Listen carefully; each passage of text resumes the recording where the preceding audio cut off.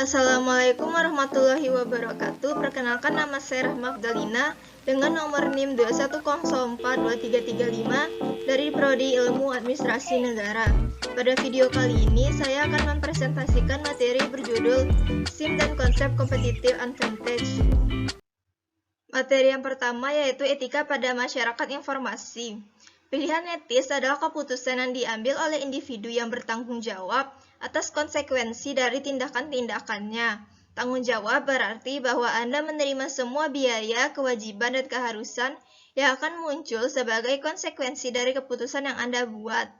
Akuntabilitas adalah ciri-ciri dari sistem dan institusi sosial.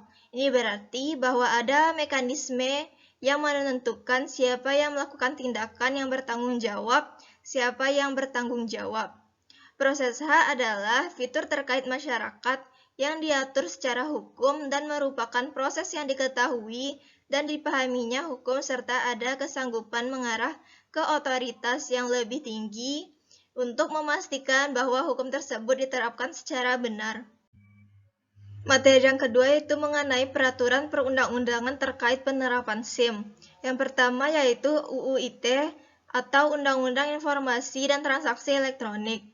Undang-Undang Informasi dan Transaksi Elektronik adalah ketentuan yang berlaku untuk setiap orang yang melakukan perbuatan hukum sebagaimana diatur dalam undang-undang ini, baik yang berada di wilayah hukum Indonesia maupun di luar wilayah hukum Indonesia, yang memiliki akibat hukum di wilayah hukum Indonesia dan atau di luar wilayah hukum Indonesia dan merugikan kepentingan Indonesia. Informasi elektronik adalah satu atau sekumpulan data elektronik termasuk tetapi tidak terbatas pada tulisan, suara, gambar, peta, rancangan, foto, elektronik data interchange, surat elektronik, telegram, telex, telekopi atau sejenisnya, huruf, tanda, angka, kode, akses, simbol, atau perforasi yang telah diolah yang memiliki arti atau dapat dipahami oleh orang yang mampu memahaminya. Sedangkan transaksi elektronik adalah perbuatan hukum yang dilakukan dengan menggunakan komputer, jaringan komputer, dan atau media elektronik lainnya. Hal-hal yang diatur dalam UU ITE secara garis besar yang pertama yaitu tanda tangan elektronik.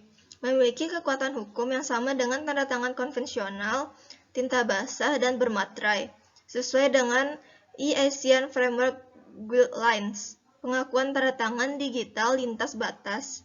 Kedua yaitu alat bukti elektronik diakui sebagai alat bukti lainnya yang diatur dalam KUHP.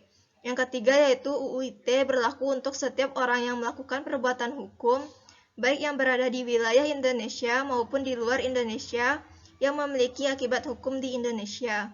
Yang keempat yaitu pengaturan nama domain dan hak kekayaan intelektual. Yang kelima yaitu perbuatan yang dilarang atau cybercrime dijelaskan pada bab 7 pasal 27 sampai 37. Pasal 27 yaitu tentang asusila, perjudian, penghinaan dan pemerasan. Pasal 28 yaitu mengenai berita bohong dan menyesatkan, berita kebencian dan permusuhan. Pasal 29 tentang ancaman kekerasan dan menakut-nakuti. Pasal 30 tentang akses komputer pihak lain tanpa izin dan cracking. Pasal 31 tentang penyadapan, perubahan, penghilangan informasi. Pasal 32 yaitu pemindahan, perusakan, dan membuka informasi rahasia. Kontroversi yang disebabkan beberapa kelemahan pada UU ITE. Yang pertama, UU ini dianggap dapat membatasi hak kebebasan berekspresi, mengeluarkan pendapat, dan bisa menghambarkan kreativitas dalam berinternet, terutama pada pasal 27 ayat 1, pasal 27 ayat 3, Pasal 28 ayat 2 dan Pasal 31 ayat 3. Pasal-pasal tersebut pada dianggap umumnya memuat aturan-aturan warisan pasal karet karena bersifat lentur, subjektif dan sangat tergantung interpretasi penggunaan UU ITE ini. Yang kedua, belum ada pembahasan detail tentang spamming. Yang ketiga, masih terbuka munculnya moral hazard, memanfaatkan kelemahan penguasaan akibat euforia, demokrasi, dan otonomi daerah. Yang keempat, masih syarat dengan memuat standar yang tidak jelas. Yang kelima, ada masalah yurisdiksi hukum yang belum sempurna. Undang-undang yang kedua yaitu Undang-Undang KIP atau Keterbukaan Informasi Publik. Undang-Undang Nomor 14 Tahun 2008 tentang Keterbukaan Informasi Publik adalah salah satu produk hukum Indonesia yang dikeluarkan dalam tahun 2008 dan diundangkan pada tanggal 30 April 2008 dan mulai berlaku 2 tahun setelah diundangkan.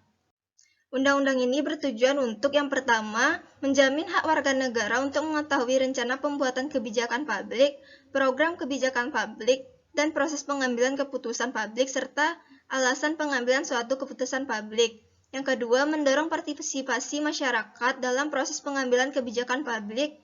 Yang ketiga, meningkatkan peran aktif masyarakat dalam pengambilan kebijakan publik dan pengelolaan badan publik yang baik. Yang keempat, mewujudkan penyelenggaraan negara yang baik, yaitu yang transparan, efektif, dan efisien, akuntabel, serta dapat dipertanggungjawabkan. Yang kelima, mengetahui alasan kebijakan publik yang memengaruhi hajat hidup orang banyak. Yang keenam, mengembangkan ilmu pengetahuan dan mencerdaskan kehidupan bangsa. Dan yang ketujuh, meningkatkan pengelolaan dan pelayanan informasi di lingkungan badan publik untuk menghasilkan layanan informasi yang berkualitas. Undang-Undang Keterbukaan Informasi ini telah mengatur dengan jelas dan terperinci, akan tetapi hak atas informasi yang juga tercantum dalam pasal 28F Undang-Undang Dasar 1945 belum dipahami serta belum dimanfaatkan oleh masyarakat. Sementara keterbukaan informasi sendiri bukanlah budaya badan milik publik. Peraturan-peraturan lain yang terkait dengan penerapan sistem informasi manajemen yaitu Kitab Undang-Undang Hukum Pidana. Yang pertama yaitu pasal 362 KUHP yang dikenakan untuk kasus carding. Yang kedua yaitu pasal 378 KUHP dapat dikenakan untuk penipuan. Yang ketiga pasal 335 KUHP dapat dikenakan untuk kasus pengancaman dan pemerasan yang dilakukan melalui email yang dikirim oleh pelaku untuk memaksa korban melakukan sesuatu sesuai dengan apa yang diinginkannya. Yang keempat pasal 311 KUHP dapat dikenakan untuk kasus pencemaran nama baik dengan menggunakan media internet. Yang kelima, pasal 303 KUHP dapat dikenakan untuk menjerat permainan judi yang dilakukan secara online di internet dengan penyelenggara dari Indonesia. Yang keenam, pasal 282 KUHP dapat dikenakan untuk penyebaran pornografi.